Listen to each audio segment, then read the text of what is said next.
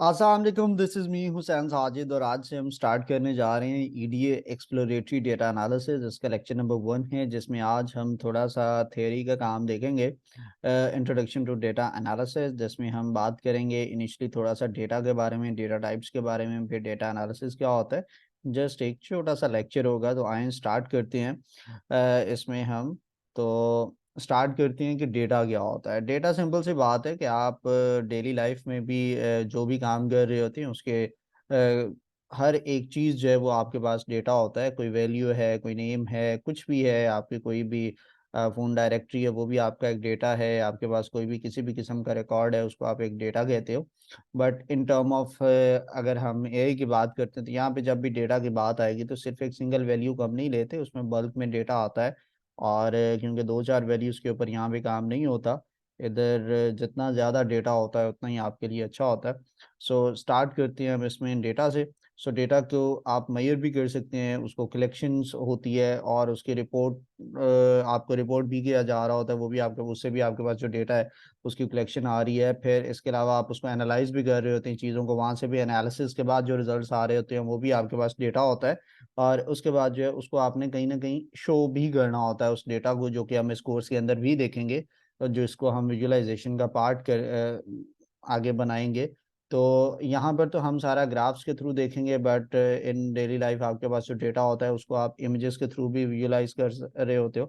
और इसके अलावा एनालिसिस टूल्स होते हैं, वो भी हम इसी लेसन के अंदर उन एनालिसिस टूल्स का भी ज़िक्र करेंगे।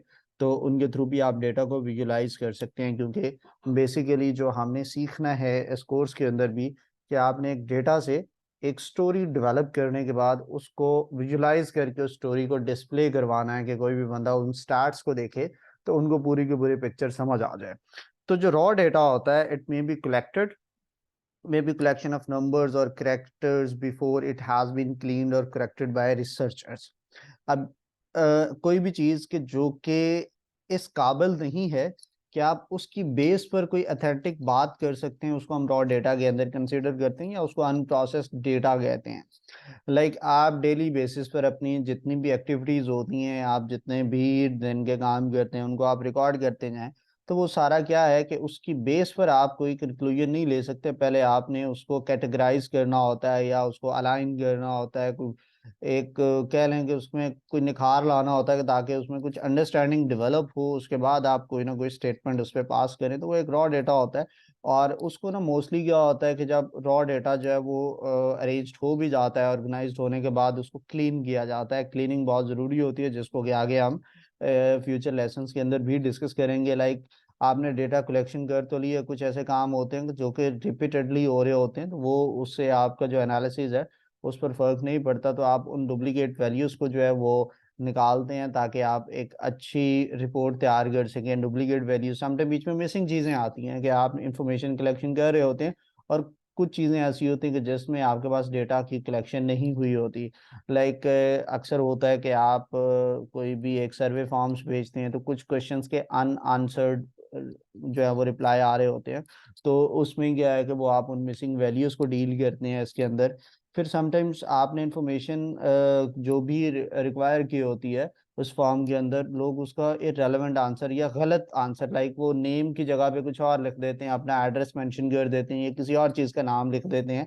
और आपने कहीं पे एड्रेस पूछा है तो वो अपना, लाइक अगर आपने ऑफिस एड्रेस पूछा है तो वो घर का एड्रेस दे देते हैं। तो इस तरह की चीज़ें कि या फिर उसकी जगह पे गलत चीज़ आ जाती है, तो वो रॉन्ग फॉर्मेट्स भी उसके अंदर आ जाते हैं। तो ये सारी चीज़ें डेटा क्लीनिंग का पार्ट होते हैं, जो कि एक नेसेसरी चीज़ होती है during a EDA expert exploratory data analyst. आपको भी जो है इन चीज़ों के साथ बड़े अच्छे से अंडरस्टैंडिंग अपनी क्लियर करनी पड़ेगी कि जो डेटा क्लीनिंग का प्रोसेस है वो बहुत क्रूशियल स्टेज होती है।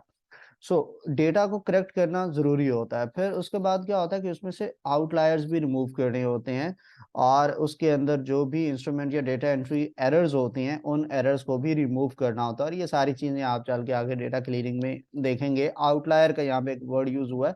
आप इसको कह सकते हैं एक मिसफिट चीज़ जो होती है, उसको भी आप आउटलायर का नाम देते हो। फॉर एग्ज़ाम्पल कहा जाता है जी, कंपनी के 10 एम्प्लॉइज़ हैं, तो इनकी जो है ना वो एवरेज सैलरी बताएँ। अब जो 9 एम्प्लॉइज़ हैं वो सारे मज़दूर होते हैं। और एक जो है उनका लीडर होता है जो कि उनका बॉस होता है। तो वो जो बॉस की सैलरी सपोज 1 लाख है और मजदूरों की सैलरी 20,000 22,000 इस रेंज में है। अगर जस्ट आप 9 मजदूरों की बात करेंगे तो वो 20 22 की एवरेज जब निकालेंगे तो सभी की इसी रेंज में एवरेज आएगी। बट जब बॉस की सैलरी ऐड हो जाती है 1 लाख, 9 बंदों में से किसी की भी 25,000 से ऊपर सैलरी है ही नहीं, और एक अकेले बंदे की 1 लाख है, तो फिर उसका जब टोटल करके उसकी एवरेज निकालेंगे तो वो एवरेज आपकी 30,000 35,000 के राउंड आती है। जिससे क्या फर्क पड़ता है कि सब की जो सैलरीज हैं वो एक्चुअल में ऐसी है ही नहीं, लेकिन वो एवरेज जो है वो बहुत ज्यादा दिखाई जा रही होती है। तो रीजन क्या होता है, वो एक बंदा कि जिसकी सैलरी वहां के लिए मिस फिट है उस रिक्वायरमेंट के अकॉर्डिंग, तो उसको रिमूव करने के बाद एवरेज निकाली जाए तो वो एक अच्छा रिजल्ट देगी। तो ये आउटलायर्स होते हैं जिसको कि आप डेटा में से आपके लिए रिमूव करना बहुत जरूरी होता है। फिर डेटा प्रोसेसिंग जो है वो कॉमनली स्टेजेस के अंदर आप करते हैं। तो जब एक स्टेज का जो डेटा है वो प्रोसेस्ड हो चुका है, सो उसको अगेन नेक्स्ट स्टेज पे ले जाने के लिए वो अगेन रॉ फॉर्म में हम उसको कंसीडर कर सकते हैं कि पहली फॉर्म से दूसरी स्टेज पर आके वो एक प्रोसेस डेटा है। बट अब फर्दर उसको बेहतर करके नेक्स्ट स्टेज पे ले जाने के लिए उसको अगेन हम रॉ डेटा कंसीडर करते हैं, और उसमें फर्दर रिफाइनमेंट्स करने के बाद एक न्यू फॉर्म में जो है कि हम उसको अगेन एक न्यू प्रोसेस डेटा का नाम देते हैं। ठीक है।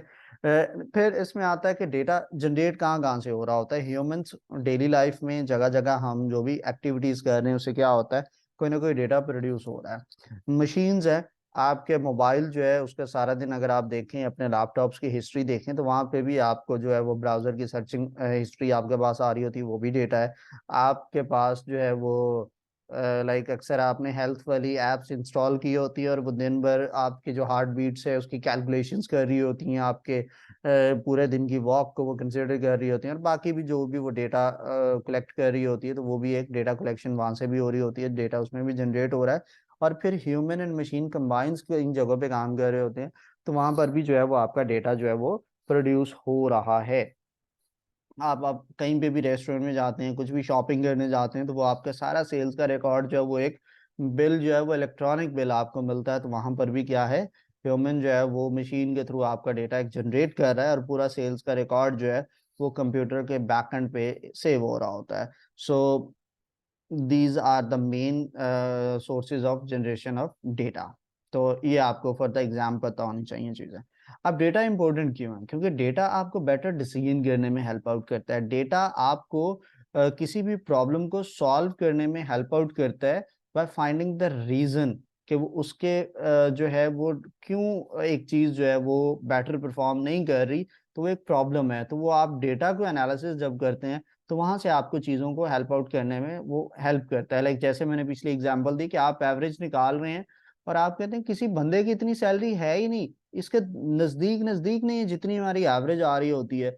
अब सपोज कंपनी ने इंक्रीमेंट लगाना है कि जिसकी भी 30,000 से कम सैलरी है उसकी 5,000 इंक्रीमेंट कर दो, तो क्या होगा, ये एरर आएगा कि भाई एवरेज सैलरी तो वो 33,000 34,000 अगर शो कर रहा है उस एक बंदे की वजह से, उससे क्या होगा, किसी की भी सैलरी में इंक्रीमेंट नहीं होगा, तो ये एक प्रॉब्लम है। तो उसको प्रॉब्लम का सोल्यूशन क्या है कि जो वो एक फैक्टर आपने एनालिसिस जब किया तो पता चला यार एक बंदे की सैलरी बहुत ज्यादा है और वो उसके अंदर फिट ही नहीं हो पा रहा, तो दैट्स वाई उसको वहां से रिमूव करना जरूरी है, सो दैट कि आपके पास एक अच्छा रिजल्ट आ सके।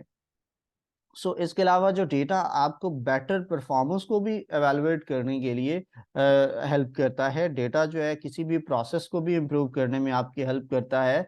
और इसके अलावा डेटा जो है वो आपको हेल्प करता है कि आप अपने कंज्यूमर्स एंड जो मार्केट है उसको अंडरस्टैंड कर सकें।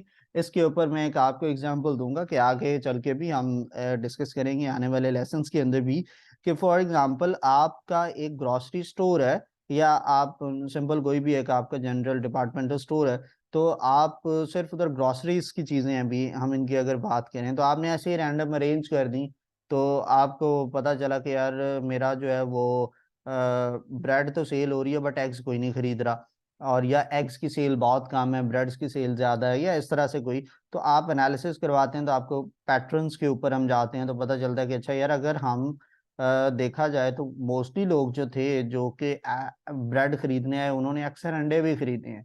तो आपको जब ये पैटर्न पता चलता है कि मोस्टली लोग ब्रेड वाले जो हैं वो अंडे खरीदते हैं, तो आप नेक्स्ट टाइम क्या करना स्टार्ट कर देंगे अपने स्टोर के अंदर कि उनको इकट्ठा रख देंगे। उससे क्या होगा, आपकी सेल्स इंक्रीज कर जाएंगे। रीजन कि मोस्ट ऑफ द टाइम आप मार्केट में जाते हैं तो किसी चीज पे जस्ट सडन आपकी नजर पड़ती है तो आपको याद आता है, ओ यार ये चीज तो मेरे घर में खत्म होने वाली है, I have to buy it, तो आप उसको परचेज करके घर ले जाते हैं। So that's how AI is helping, data analysis is helping to increase the revenues, to increase the sales of any company. तो मोस्टली कंपनी जो है, इसको हम एआई के टर्म में बोलते हैं पैटर्न रिकग्निशन या बाइंग बिहेवियर, ठीक है। तो वो आप एनालिसिस करते हैं, जिससे क्या होता है कि मोस्टली जो सेल्स वाली शॉप्स हैं, कोई भी शॉप हो, आपकी क्लॉथिंग की शॉप हो, आपकी ग्रोसरीज की हो, आपकी किसी और चीज़ की हो, तो वो इस चीज़ का ख्याल करते हैं कि किस चीज़ के साथ किसको रखा जाए, ताकि अक्सर लोगों की उस पर सिर्फ नज़र पड़े तो उनको याद आ जाए कि अच्छा यार मुझे ये भी ले लेना चाहिए। नेक्स्ट अगर हम फर्दर इसकी बात करते हैं तो वो आती हैं कि टाइप्स ऑफ डेटा। डेटा जो है वो डिफरेंट टाइप का हो सकता है। जनरली अगर हम बात करते हैं तो वो जो डेटा है उसको हम दो टाइप्स के अंदर, टू पार्ट्स में उसको क्लासिफाई करते हैं। कैटेगोरिकल डेटा होता है और एक न्यूमेरिकल डेटा होता है। कैटेगोरिकल डेटा की बात करें तो जिसकी कैटेगरी बेस्ड वैल्यूज होती है, लाइक मैरिटल स्टेटस है, सिर्फ इसी का डेटा आप कलेक्ट कर रहे हैं कि यार हमारे कंपनी के अंदर 50 एम्प्लॉयज हैं and tell us who is married and who is unmarried.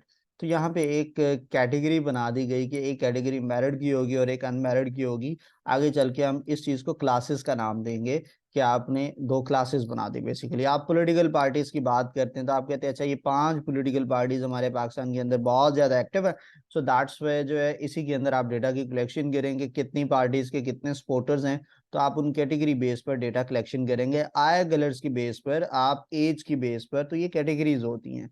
तो जिस तरह के आप स्टूडेंट भी ग्रुप्स बनते हैं तो वहां पर भी क्या होता है कि कोई ना कोई कैटेगरी की कंडीशन डिफाइन की जाती है और उसकी बेस पर जो है वो ग्रुपिंग की जाती है। जबकि अल्टरनेटिव जो है वो है न्यूमेरिकल डेटा।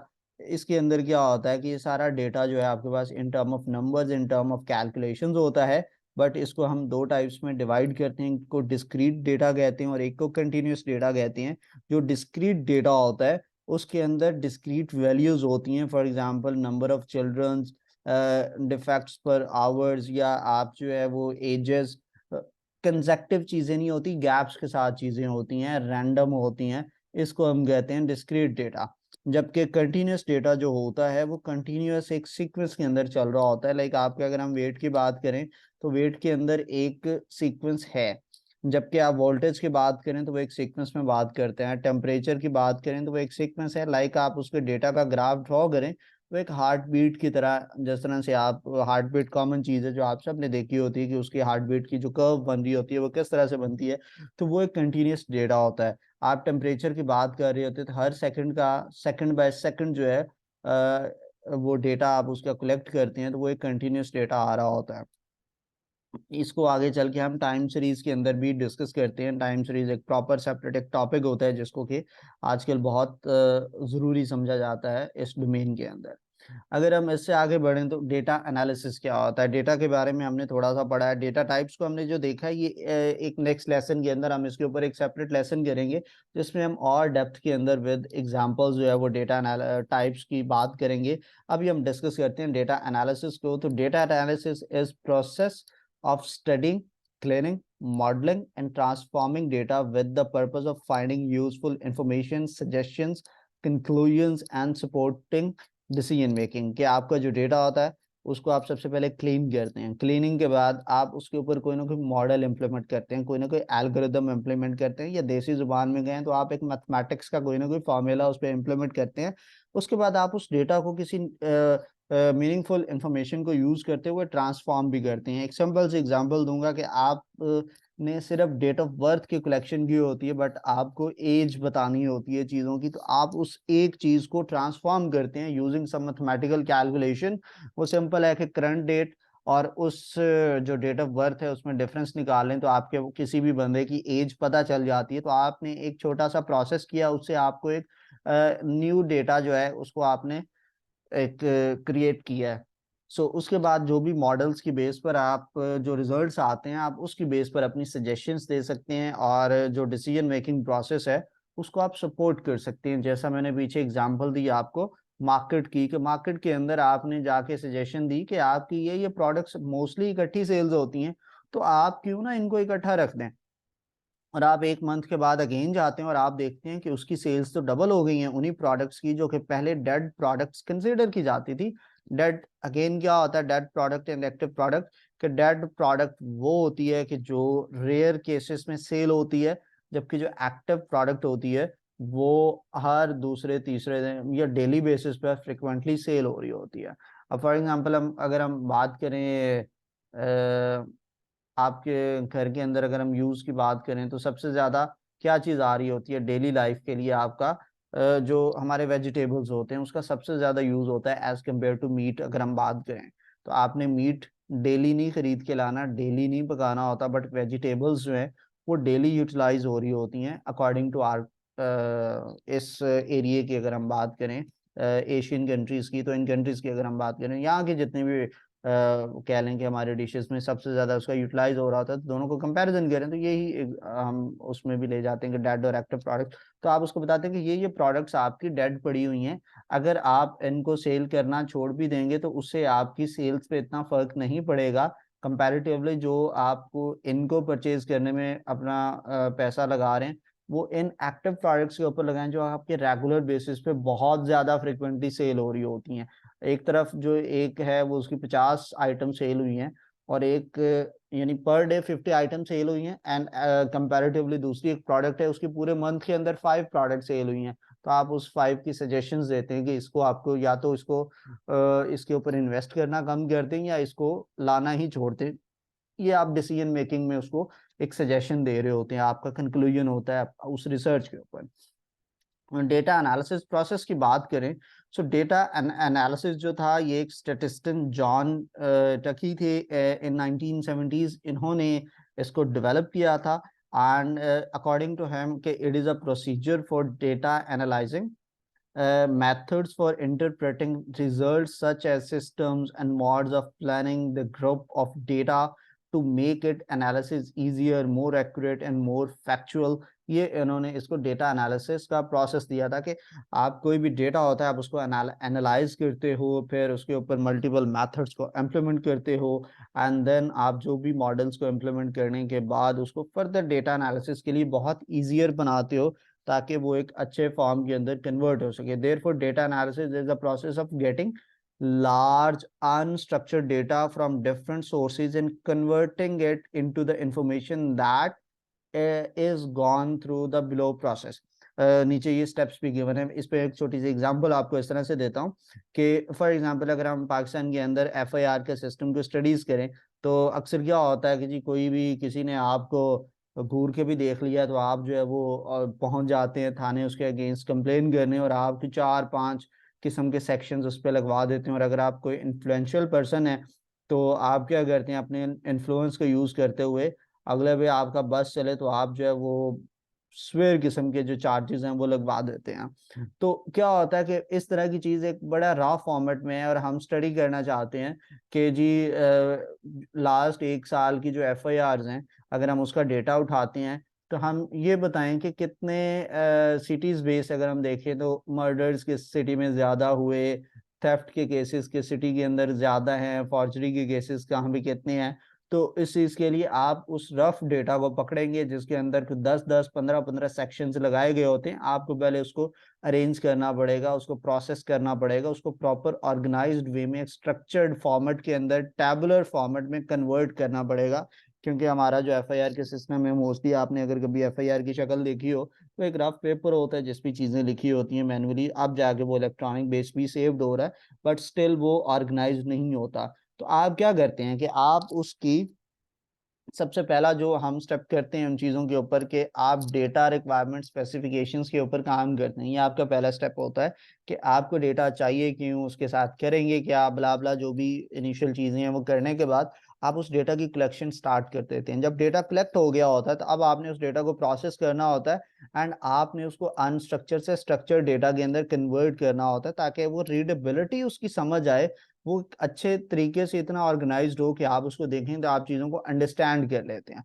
इसके बाद आपने डेटा को क्लीन करना होता है। आप डेटा प्रोसेसिंग और डेटा क्लीनिंग को मोस्टली लोग मिक्स कर देते हैं। डेटा क्लीनिंग के अपने बेसिक स्टेप्स होती हैं कि डुप्लीकेट रिमूव करो, मिसिंग वैल्यूज को रिमूव करो, इन एक्यूरेट वैल्यूज को सही करो। लाइक आपने एक चीज देखा कि जी सेकंड्स में आप इंफॉर्मेशन ले रहे हैं और सेकंड्स जो है वो 1 to 60 के मिडल में होती है वैल्यूज, और कहीं पे बीच में गलती से 90 सेकंड्स आ गया है, जबकि आपने देखा कि इसकी रीडिंग तो 1 से 60 से ज्यादा हो ही नहीं सकती, तो वो एक गलत वैल्यू उसके अंदर एंटर कर दी है, रॉन्ग डेटा है, या फिर समटाइम रॉन्ग फॉर्मेट के अंदर उसको लिख दिया जाता है। टाइम का फॉर्मेट एक्सटेंडेड होता है, तो आपने ऐसी रफ अपने हिसाब से, जिस तरह डेट के मल्टीपल फॉर्मेट्स होते हैं, तो आप जो एक स्टैंडर्ड फॉर्मेट कंसिडर कर रहे हैं उस फॉर्मेट में डेट नहीं लिखी हुई, इसको हम रॉन्ग फॉर्मेट कहते हैं डेटा का।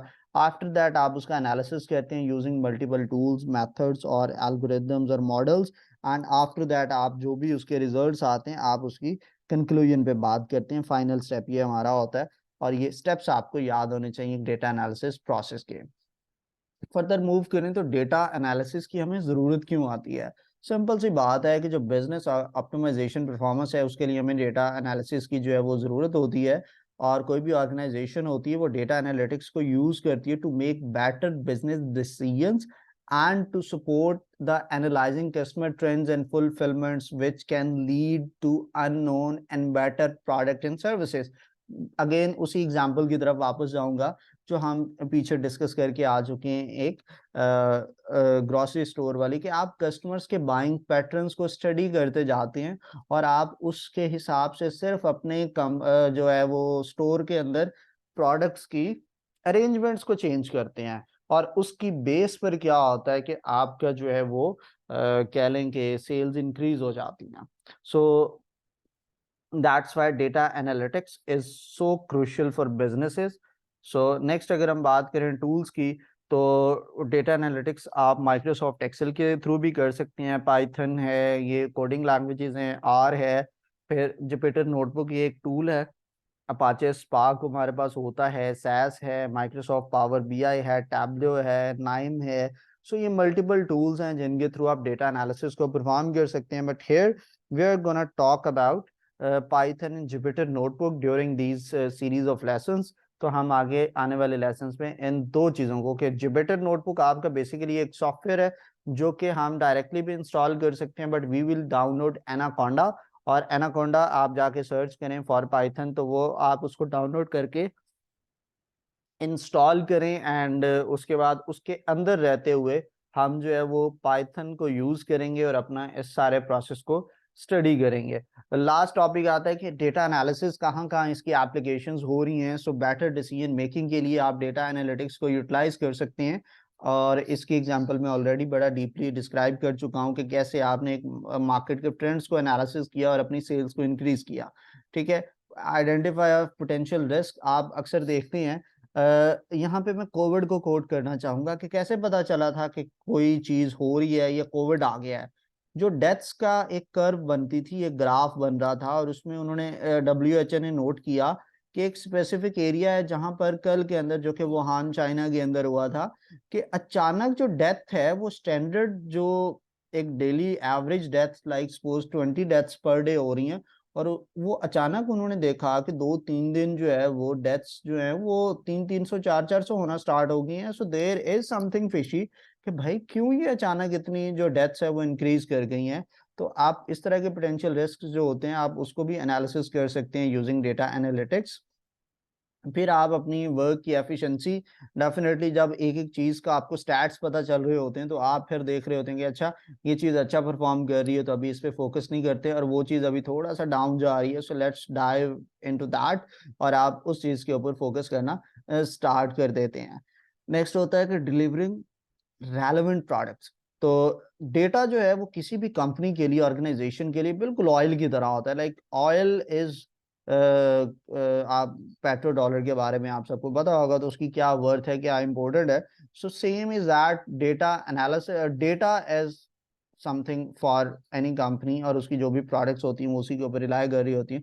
सो वो उसके लिए भी आप जो है वो इसको यूटिलाइज कर सकते हैं। फिर कस्टमर बिहेवियर चेंजेस, इसमें एक simple even market basket analysis का एल्गोरिदम भी हमारे पास आता है, आप उसको भी यूज करते हैं ताकि आप अपने कस्टमर्स के ट्रेंड्स को जो है, बाइंग पैटर्न्स या जितने भी ट्रेंड्स चेंज हो रहे थे इन चीज़ों के, आप उनको एनालिसिस कर रहे होते हैं। कि मल्टीपल इसकी एप्लीकेशंस है।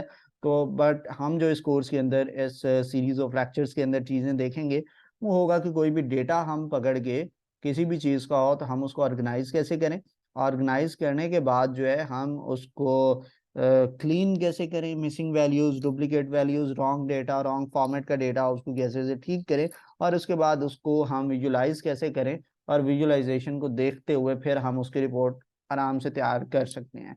फॉर एग्जांपल आपने कोविड के डेटा के एनालिसिस भी हम इसमें लास्ट में देखेंगे कि आपने एक एनालिसिस किया है कोविड का कि किस मंथ के अंदर जो है, सपोज आपने 4 मंथ का डेटा कलेक्ट किया और आप एनालिसिस ये करना चाहते हैं कि कोई आपसे पूछता है कि मुझे ये बताओ इन 4 मंथ्स के अंदर, लाइक 28 वीक्स का जो डेटा है, इसमें किस वीक में ज्यादा डेथ हुई, किस डेट में हमने ज्यादा टेस्ट कंडक्ट किए, किस वीक के अंदर पॉजिटिव इम्पैक्ट ज्यादा आया, किसमें कम आया, किसमें ज्यादा रिकवरीज हुई। तो जब आप उसका ग्राफ बना लेंगे तो आप सिर्फ ग्राफ को देख के डायरेक्टली कह सकते हैं अच्छा ये वीक नंबर 23 जो है, इसके अंदर हम ने सबसे ज्यादा टेस्ट कंडक्ट किए, बट कम लोगों को जो है वो कोविड पॉजिटिव आया। बट वीक नंबर 16 जो था, इसमें हमने टेस्ट जो किए कम किए, बट उसमें भी बहुत ज्यादा नंबर आया। उसकी जो परसेंटेज में जब आप बात करते हैं कि जी आज जो है वो 29% जो है वो पॉजिटिव रेट रहा है, मतलब 29% जो हमने डेटा 100 बंदे का अगर टेस्ट किया तो उसमें से 29 लोगों को कोविड निकला है, जबकि कंपैरेटिवली 1000 बंदे का टेस्ट किया तो 20 लोगों को कोविड निकला। तो वो परसेंटेज में जब आप बात करते हैं तो वो उस बेस पर आप कोई भी एक स्टेटमेंट दे सकते हैं, क्योंकि आप अपने सामने एक विजुअलाइजेशन, एक ग्राफ देख रहे होते हैं। सो ये सारी चीजें हम इस कोर्स के अंदर डिस्कस करने जा रहे हैं। आपकी कोई भी क्यूरी हो तो ये AICP का ऑफिशियल नंबर है, आप इस पर कर सकते हैं। अगर आप मुझसे डायरेक्टली कम्युनिकेट करना चाहते हैं तो हुसैन साजिद ऑफिशियल के नाम से फेसबुक, इंस्टाग्राम एंड लिंक्डइन के ऊपर मेरा यूजर नेम है ये, और आप यहाँ पर भी मुझे अप्रोच कर सकते हैं। It was really nice talking to you, see you in the next video. अल्लाह हाफिज।